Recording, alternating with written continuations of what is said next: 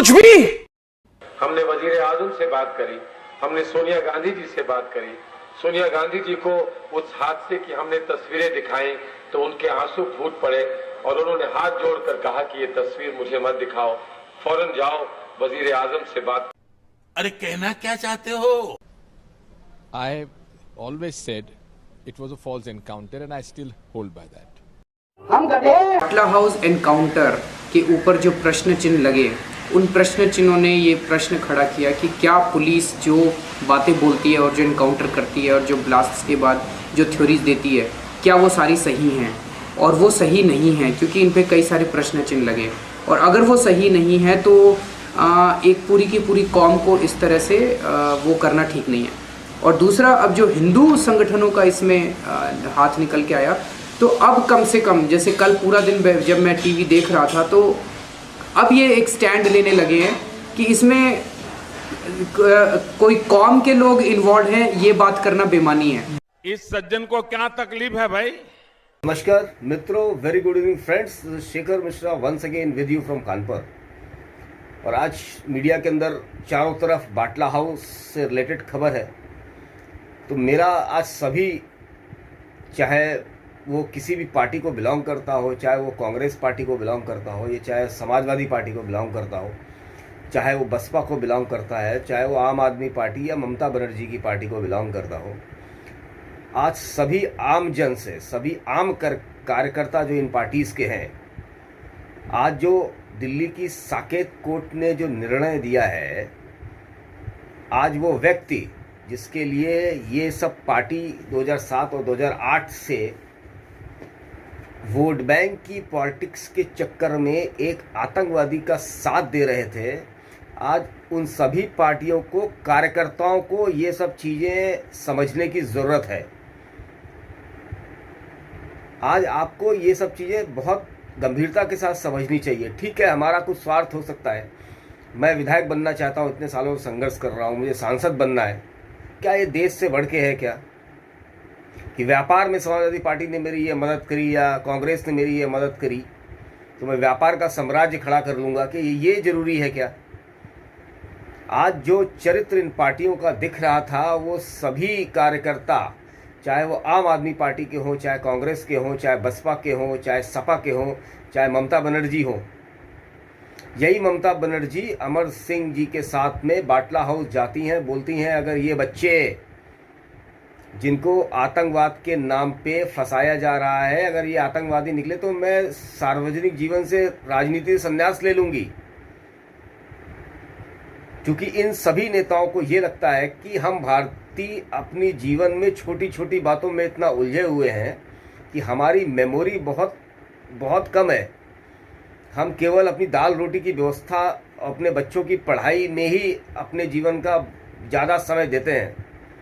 लेकिन आज हम लोगों की मेमोरी अच्छी हो गई है, आपके ये सारे स्टेटमेंट आपकी पार्टी के कार्यकर्ताओं को भी याद है।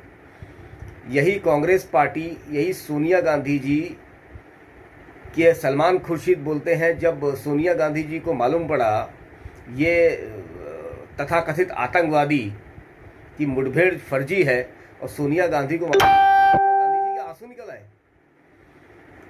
तो क्या आज सोनिया गांधी सार्वजनिक रूप से भारत की जनता से और भारत से माफ़ी मांगेंगी?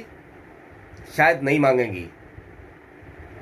यही समाजवादी पार्टी इस इनकाउंटर को, बाटला हाउस इनकाउंटर को फर्जी बता रहे थे और अपनी वोट बैंक की पॉलिटिक्स में इतना लिप्त थे, इनको न देश की चिंता है, ये आतंकवादियों का साथ देते रहते हैं केवल वोट बैंक के लिए, अपनी सत्ता, अपना साम्राज्य और अपना पैसे का जो उद्योग चल रहा है इनका, इस पैसे के उद्योग को लेके इन लोगों ने देश को ही बेच दिया। इनफैक्ट आज इनमें से क्या कोई माफ़ी मांगेगा?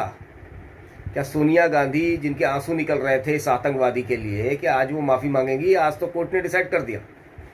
क्या वो ममता बनर्जी, जो बंगाल में इलेक्शन चल रहा है उस समय बोल रही थी मैं सार्वजनिक जीवन से संन्यास ले लूँगी, क्या वो संन्यास लेंगी? क्या समाजवादी पार्टी, अरविंद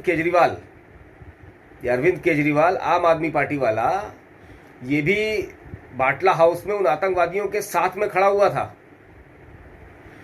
अब भारत की जनता का मतलब मैं से नहीं होता। भारत की जनता जो आम जनता है, उसमें कांग्रेस के भी कार्यकर्ता हैं, उसमें बसपा के कार्यकर्ता हैं, उसमें समाजवादी पार्टी के भी कार्यकर्ता हैं, उसमें ममता बनर्जी की टीएमसी के भी कार्यकर्ता हैं, उसमें सभी पार्टी के जो भी कार्यकर्ता हैं वो सब हम आम भारतीय हैं। आज हमें अपने नेताओं का चरित्र ब्लैक एंड वाइट में दिख रहा है, और ये काला सफ़ेद जो दिख रहा है, ग्रे एरिया नहीं है इसमें। अभी अगर किसी भी कार्यकर्ता को जो किसी भी पार्टी से बिलोंग करता है उसको ज़रा सी भी गलत फहमी है, तो आप समझ लीजिए आने वाले कालखंड में जब इतिहास लिखा जाएगा तो आपका स्थान कहाँ पर होगा, वो आप हम सभी लोगों को समझना पड़ेगा। क्योंकि ये जो नई विश्व की व्यवस्था बन रही है, नए वर्ल्ड ऑर्डर का जो गठन हो रहा है भारत का है, भारत एक अपना विश्व के अंदर एक बहुत बड़ा रोल चाह रहा है, उसके लिए प्रयासरत है। हम सभी भारतीय, चाहे वो किसी भी पार्टी से बिलोंग करते हो, हमें भारत फर्स्ट, इंडिया फर्स्ट की फिलॉसफी लेके ही आगे बढ़ना पड़ेगा, अदरवाइज इसका कोई अल्टरनेट है नहीं। और आज जो साकेत कोर्ट का निर्णय आया है, मैं सभी पार्टियों के कार्यकर्ताओं से ये आग्रह करता हूँ, जो उनके नेता थे, जो उस समय जो स्टेटमेंट दे रहे थे, उनसे जवाब मांगे कि उस समय तो आप स्टेटमेंट दे रहे थे, आज तो कोर्ट ने उसको आतंकवादी सिद्ध कर दिया। लेकिन आप लोगों का इतना हिम्मत शायद नहीं पड़े, क्योंकि आप लोगों के अपने अपने निहित स्वार्थ हैं। जिस आदमी के निहित स्वार्थ होते हैं वो ऊपर अपनी आवाज़ सही तरीके से रख नहीं पाता। एक बार कोशिश करें और अपनी आवाज़ अपने लीडर्स तक पहुंचाएं, क्योंकि आपके लीडर्स जो हैं वो कहीं ना कहीं आतंकवाद का साथ देते दिख रहे हैं, अपनी वोट बैंक और तुष्टीकरण की राजनीति के कारण। इस वीडियो को देखें, इस वीडियो को समझें, अपनी आत्मा को जगाएं। ये समय, ये कालखंड अपनी अंदर के आत्मचिंतन और अपनी आत्मा को जगाने का है। ये किसी को नीचा दिखाने का या किसी को कोई बहुत बड़ा नेता है, कोई छोटा नेता है, ये वो समय नहीं है। हर आदमी का ये समय है कि अपने आप में आत्म मंथन करे, आत्मचिंतन करे और किसी निर्णय पे पहुँचे। तो कृपया करके इस वीडियो को कोई भी पार्टी का कार्यकर्ता राजनीतिक दृष्टिकोण से नहीं ले। ये हर एक व्यक्ति, हर एक भारतीय का चिंतन का विषय है, और आज समय आ गया है कि हर एक भारतीय को चिंतन करना ही पड़ेगा, उसको एक रास्ता चुनना पड़ेगा। क्योंकि it's a changing world and we have to make one side. अब पॉलिटिकल करेक्ट होना कि उनको खराब लग जाएगा, उनको अच्छा लग जाएगा, दैट टाइम वाज गॉन। वो कालखंड चला गया है कि हम हमेशा अपने जीवन में जब 10 लोगों के बीच में खड़े होते हैं तो हम सोचते हैं कि यार ये खड़े हैं हमारे बड़े भाई, इनको ख़राब नहीं लग जाए, ये हमारे छोटे भाई हैं, इनको ख़राब नहीं लग जाए, ये मेरे चाचा हैं, इनको ख़राब नहीं लग जाए। तो हम हमेशा पॉलिटिकल करेक्ट होने की कोशिश करते हैं।